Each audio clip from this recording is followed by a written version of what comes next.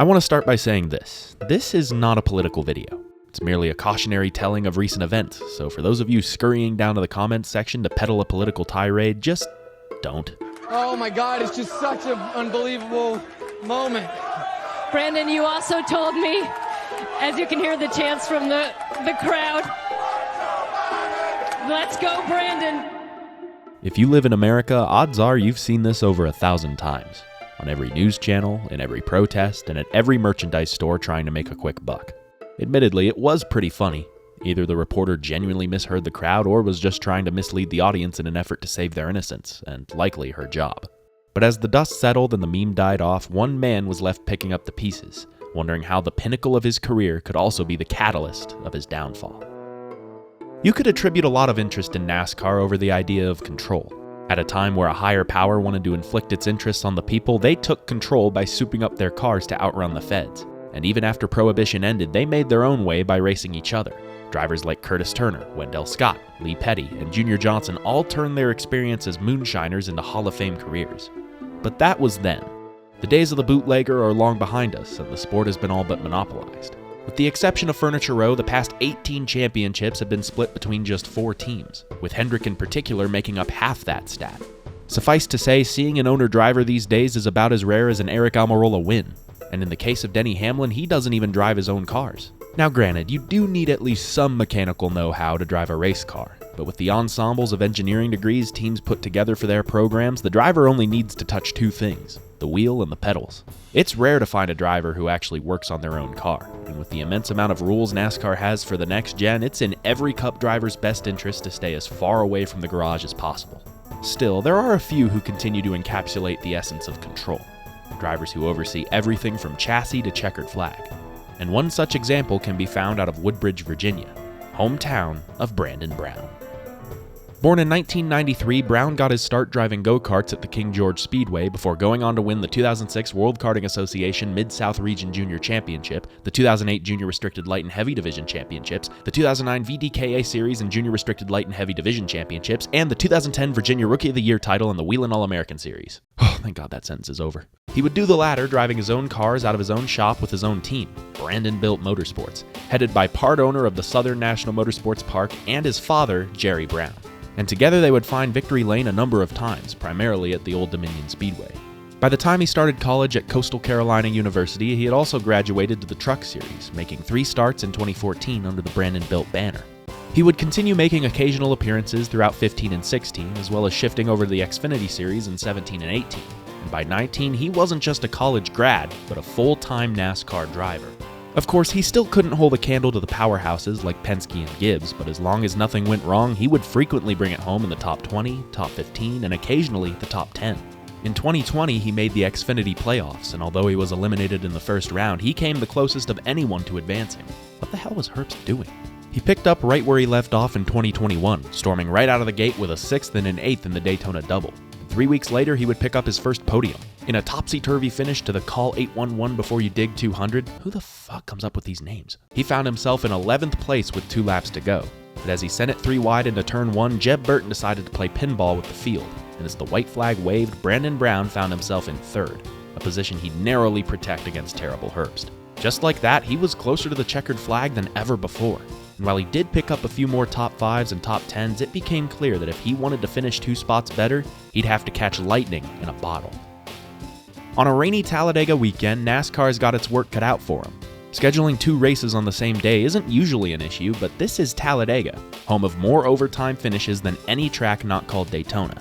And unlike Daytona, this track doesn't have lights. And since the sun sets around 6:30 and the truck race starts at noon, they've given themselves only about a 6.5-hour window to get both races in. Boy, I really hope somebody got fired for that blunder. Even with an overtime finish in the trucks, they get the Xfinity race going in a pretty timely manner, and it looks like they might just pull it off, until... Do we got a crash?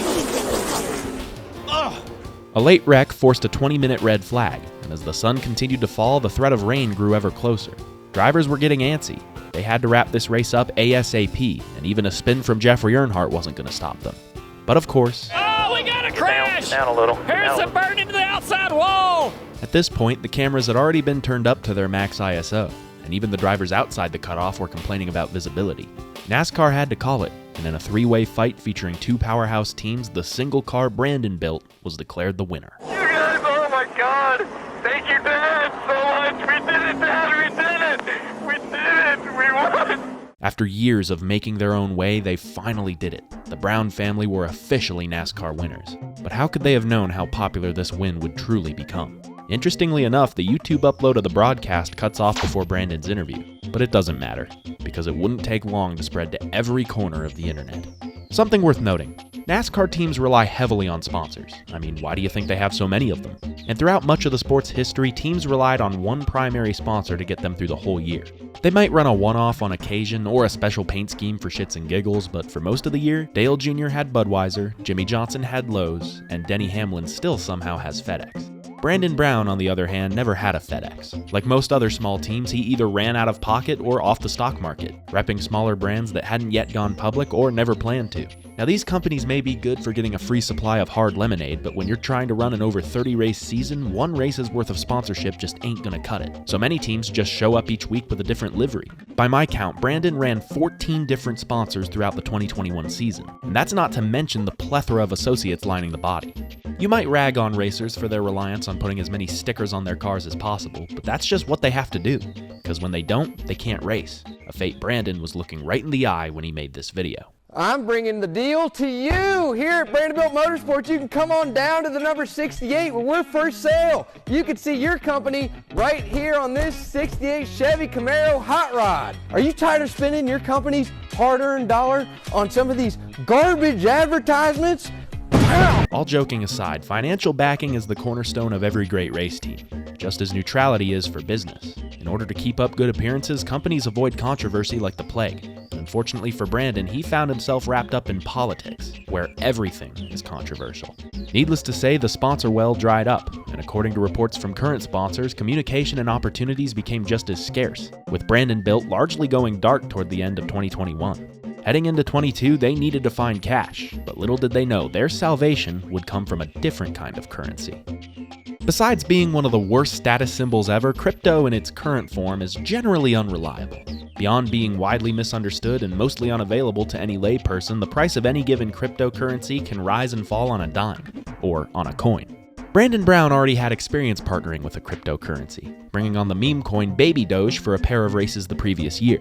And once again, he'd be calling upon the kindness of a coin, only this one was named after him.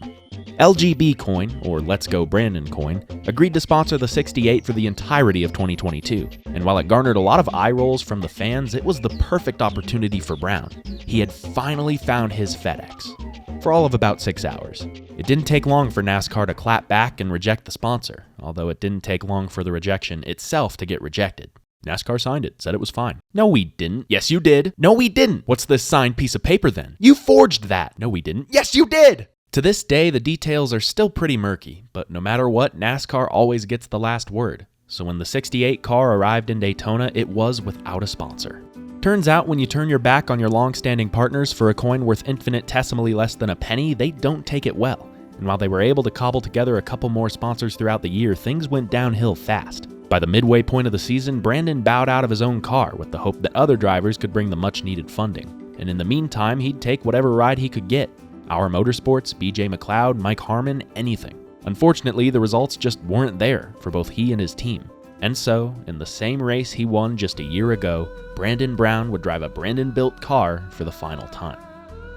There's been so much finger-pointing that it's dizzying, from the fans chanting on the front stretch to the reporter either mishearing them or attempting to deceive the audience, from the television networks insisting on doing front stretch interviews to the media blowing it way out of proportion.